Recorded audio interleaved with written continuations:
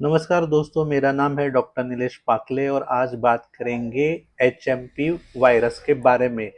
Media में बहुत हल्ला मचाया है इस वायरस के बारे में क्योंकि चाइना में इसका आउटब्रेक हो गया है। मतलब इसके केस चाइना में इतने बढ़ गए हैं कि जैसे कोविड के टाइम पे बढ़े थे।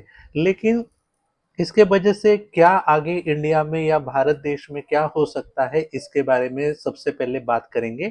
लेकिन इसके पहले जैसे ही न्यूज़ आ गई तो ये छोटा-सा आँख से भी नहीं दिखने वाला वायरस ने बहुत बड़ा नुकसान कर दिया है, उसके बारे में पहले बात करेंगे और फिर वो वायरस कैसा दिखता है, उसके बारे में भी बात करेंगे, लक्षण के बारे में बात करेंगे, इसको कोविड से कंपेयर करने की बात करेंगे और इसका इलाज के बारे में बात करेंगे और इसको कैसे रोकते हैं, इसके बारे में भी बात करेंगे।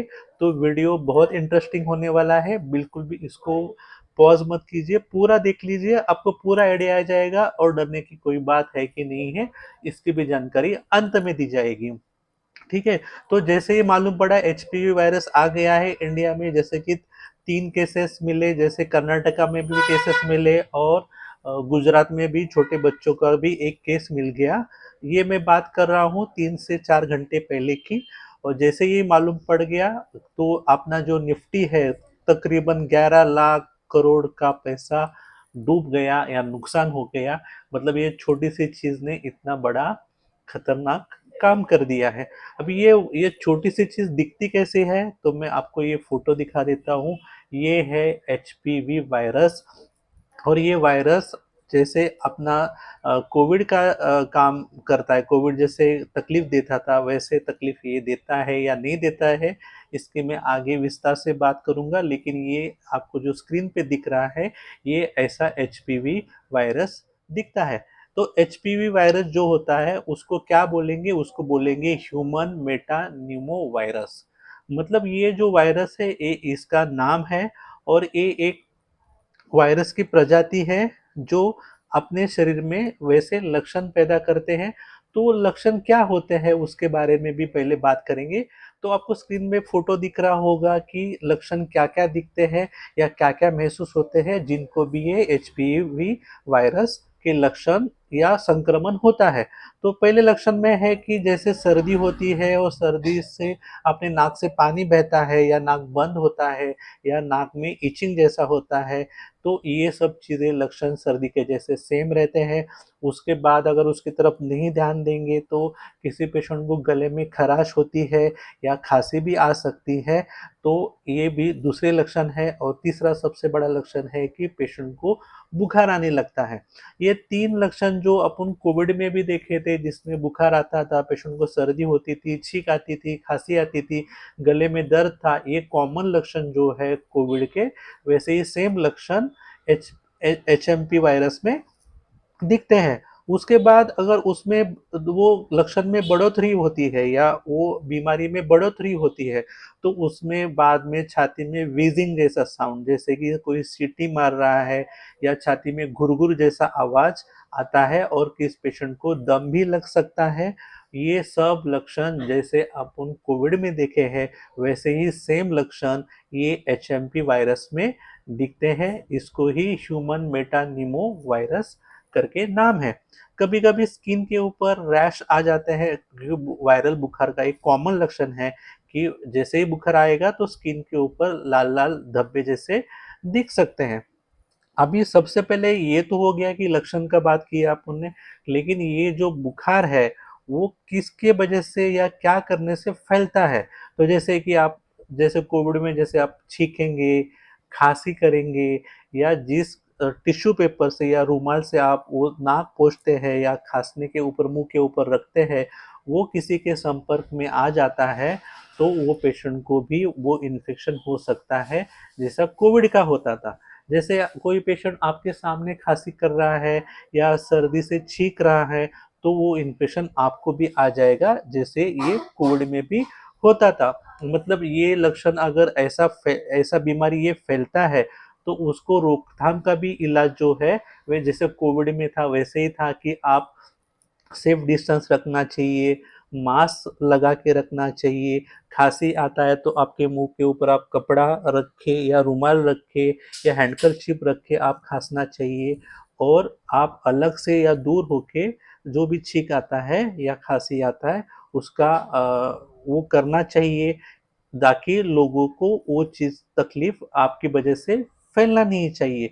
अभी ये तो हो गया कि जैसे ऑलरेडी आपको मालूम है, अपने सबको मालूम है कि अपन कोविड में क्या-क्या अ, अम, परहेज़ करते थे या सावधानी रखते थे। जैसे कि अगर आपको सर्दी खाँसी हो गया है तो आपको इलाज तुरंत करना पड़ेगा और आपको हाथ या मुँह हमेशा धोना है, पानी ज़्यादा मात्रा में पीना है, सैनिटाइज़र का वापर करना है, हाथ अच्छे से बार-बार धोना है हैंड वॉश से, ये सब चीज़ें आपको करनी होगी। अभी सबसे पहले ये देखेंगे कि भई ये जो बीमारी है, इसका ज़्यादा खतरा किसको है?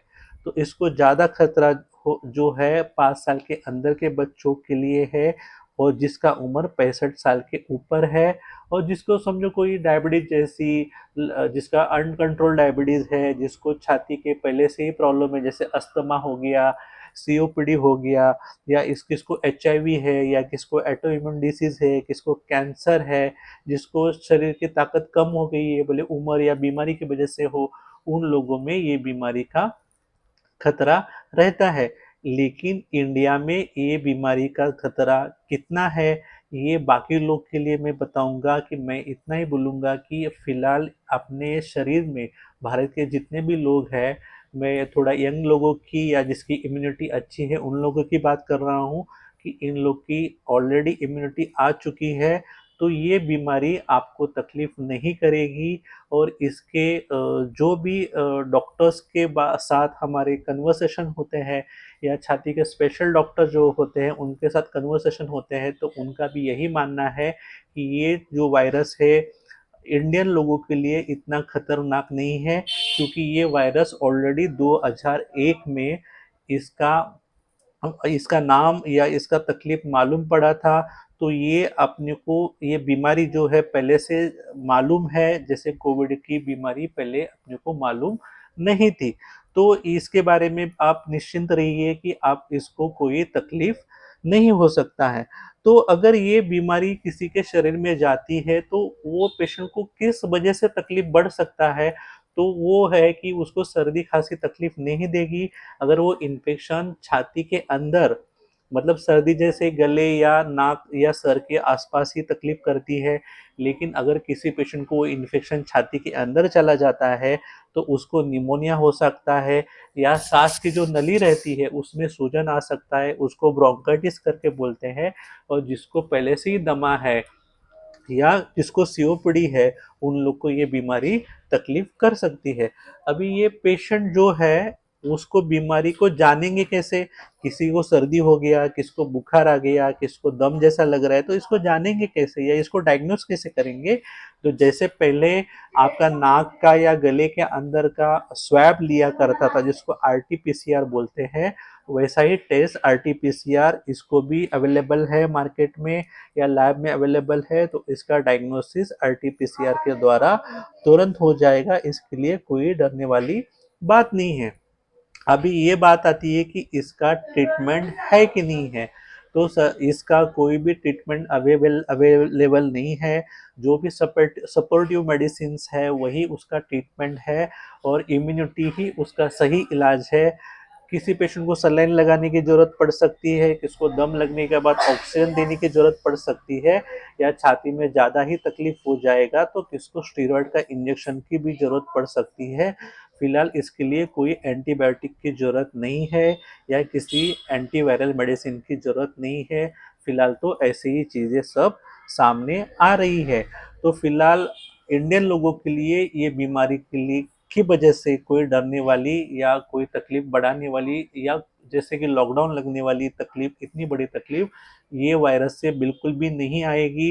तो आप निश्चिंत रहिए या इसके लिए कोई फिलहाल तो ऐसा नहीं लग रहा है कि कोई टीका लेने की ज़रूरत है या वैक्सीन लेने की ज़रूरत है। फिलहाल तो इतना ही बताऊँगा कि जो थोड़े 5 साल के अंदर के बच्चे हैं या 65 साल के ऊपर के लोग हैं और जिसको डायबिटीज़ है, इम्यूनोसप्रेसेंट मेडिसिन चालू है या कैंसर है, टीबी है, ताकत कम हो गया है, ऐसे पेशेंट ने इसको थोड़ा बाहर जाना अवॉइड करना चाहिए, या जैसे हाथ बार बार धोना, या जहाँ पे भीड़ है वहाँ पे नहीं जाना, किसी भी चीज़ को अननेसेसरी टच नहीं करना चाहिए, और हेल्दी खाना चाहिए जिससे आपकी इम्यूनिटी बढ़ती रहे, और पानी पीना चाहिए, और कुछ भी तकलीफ है तो डॉक्टर से कंसल्टेशन लेना चाहिए या उनका ट्रीटमेंट लेना चाहिए।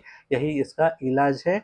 मैं इतना ही शॉर्ट में बताऊंगा कि ये जो भी वायरस या आप समझ रहे हैं, ये तकलीफ देने वाला नहीं है। आप 100% इस बारे में मन से खौफ है या डर है उसको निकाल दीजिए, तो आप ये समझ सकते हैं कि मैं ऐसा आपको क्यों बोल रहा हूँ। मीडिया की सब बातें मेडिकल डॉक्टर जो है वो सब डॉक्टर नहीं मानते हैं, क्योंकि कभी कभी ज़्यादा न्यूज़ एक ही बीमारी के बारे में आ जाते हैं तो लोग डर जाते हैं। लेकिन हम लोग डॉक्टर हैं तो आपको एक सही सलाह देंगे कि ये बीमारी का जो डर फैलाया जा रहा है या गलती से फैल रहा है, तो उसको नज़रअंदाज कीजिए। क्या करना है तो उससे एहतियात बरतना चाहिए, वही चीज़ आप ध्यान में रखिए। थैंक यू, धन्यवाद।